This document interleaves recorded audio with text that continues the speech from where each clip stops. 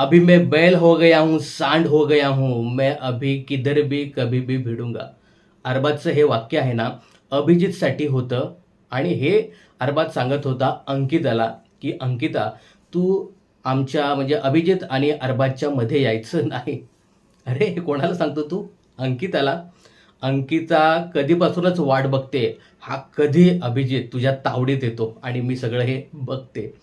काय आहे ना, की बिग बॉस मराठीच्या घरामध्ये असे 2 कंटेस्टंट आहेत, की ते सगळ्यात जास्त इन्सिक्युअर आहेत. त्याच्यातील पहिला सदस्य तो म्हणजे अरबाज पटेल. अरबाज पटेल हा निकीच्या वागण्यावरनं, निकी आणि अभिजितच्या या नात्यावरनं आहे ना, सगळ्यात जास्त अनसिक्युअर आहे. आज आज पण तो सांगत होता ना, की तुमचं जे काही नातं आहे, तुम्हाला जे बोलायचं आहे ना, बिनधास्त बोला, अख्खा दिवस बोला.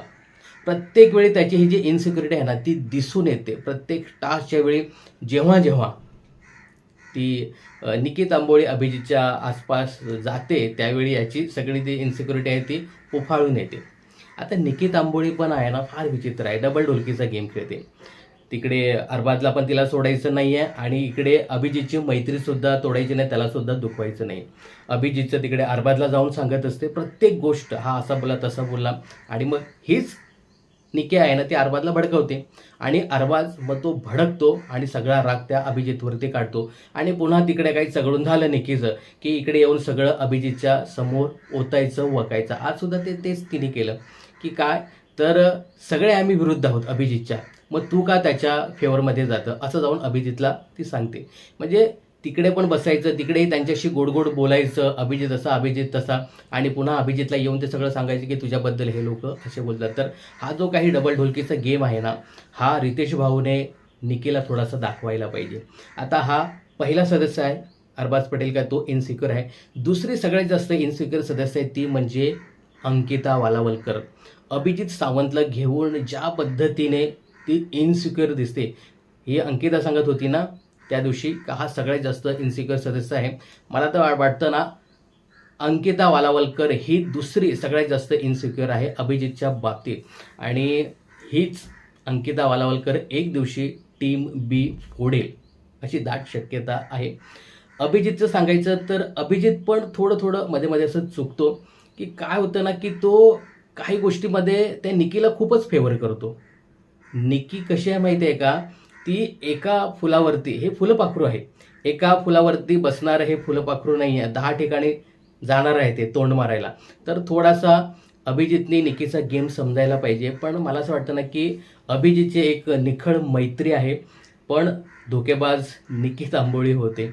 आता बघू ज्या पद्धतीने अरबाज पटेल हा अंकिताच्या खांद्यावरती बंदूक चालवून त्या अभिजितला मारायचा प्रयत्न करतो. आता याच्यामध्ये तो किती यशस्वी होतो हे पाहणं खूप इंटरेस्टिंग ठरणार आहे. पण अंकिता ज्या पद्धतीने अभिजितला निगेटिव्ह ठरवण्याचा, निगेटिव्ह दाखवण्याचा जो काही प्रयत्न करते ना, तर हा चुकीचा आहे.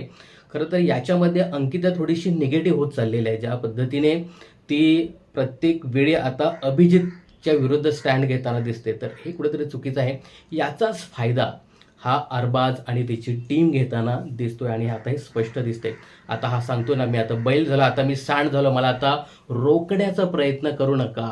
मी आता भिडणार सगळीकडे, त्या अभिजितला नडणार. थोडंसं ना अरबाजला कान पिळायला पाहिजेत.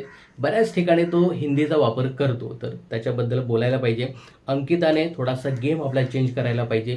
निकी तांबोळी जी काही डबल स्टँड घेते ना, तर याच्याविषयी नक्कीच रितेश भाऊने बोलायला पाहिजे. आणि यानंतर अरबाज पटेल जो काही इन्सिक्युअर झालेला आहे निकीला घेऊन, तर याचं समर्थन अरबाजचा ग्रुप करताना दिसतोय. अभिजितने थोडंसं समजुतीने खेळायला पाहिजे, की बाबा निकीचा गेम त्याने ओळखायला पाहिजे आणि ही अंकिता वालावलकर आहे. अंकिता वालावलकरला अजून तो काही बोलताना दिसत नाही, की तो माझ्या असं विरुद्ध का बोलते, तसं काय विरुद्ध बोलते. परत एकदा अंकिताचा एवी अभिजितला दाखवायला पाहिजे. तर हे थोडंसं पाहिलं पाहिजे असं. पण एक निश्चित आहे, की आत्ता भविष्यामध्ये आपल्याला अरबाज वर्सेस अभिजित सावंत असा सामना नक्कीच पाहायला मिळेल. काय सांगायचं याविषयी हे कमेंट्स करून नक्की सांगा. अंकिताचा तुम्हाला गेम कसा वाटतो याच्यावरती एक कमेंट्स नक्कीच करा. बिग बॉसच्या अशाच अपडेट्स जाणून घेण्यासाठी चॅनलला सबस्क्राईब आणि फॉलो करायला विसरू नका.